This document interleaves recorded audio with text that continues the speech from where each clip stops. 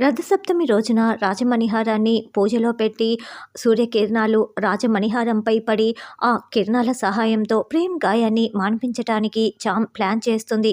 ఇక చంద్రికని బతిమ్లాడి ప్రేమ్ని తీసుకొచ్చి పూజలో కూర్చోపెట్టమని వేడుకొని ఉంటుంది.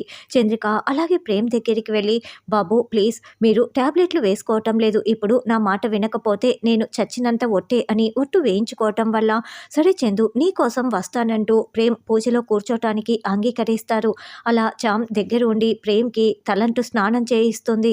తర్వాత ఎవరు చూడకుండా రాజమణిహారాన్ని చామ్ తీసుకువెళ్తూ ఉంటే, ఇదెందుకు ఎవరు లేరని ఇలా చాటుగా ఎందుకు వెళ్తోంది, ఇదేం చేస్తోంది అని రోజా చాటుగా గమనించుకుంటూ ఉంటుంది.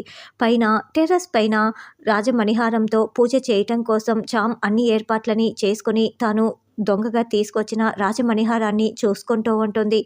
అత్త, ప్రేమ్ బాబు ఇక్కడికి రాకముందే ఈ రాజమణిహారాన్ని పువ్వుల్లో పెట్టేయాలి అని అనుకుంటూ పెడుతూ ఉంటే, దూరం నుంచి రోజా ఇదంతా చూస్తూ, ఏంటి ఈ రాజమణిహారం దీని దగ్గర ఉందా, నేను ప్లాన్ ప్రకారం దీని దగ్గర ఉన్న రాజమణిహారాన్ని ఎలా కొట్టేస్తానో చూడు అని అనుకుంటూ వెంటనే అరుణ్ రమాదేవి దగ్గరికి వెళ్ళి, అత్తయ్య చామంతి పైన ఏదో పూజ చేస్తోంది రెండిని తీసుకువస్తూ ఉంటుంది.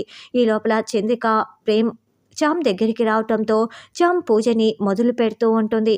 అలా కళ్ళు మూసుకొని ఏవో మంత్రాలు చదువుతూ పూజ చేస్తూ ఉంటే అప్పుడే రమాదేవి రోజా అరుణ్ రావటంతో కళ్ళు తెరిచి చూస్తున్న చామ్ చాలా టెన్షన్ పడుతూ ఉంటుంది.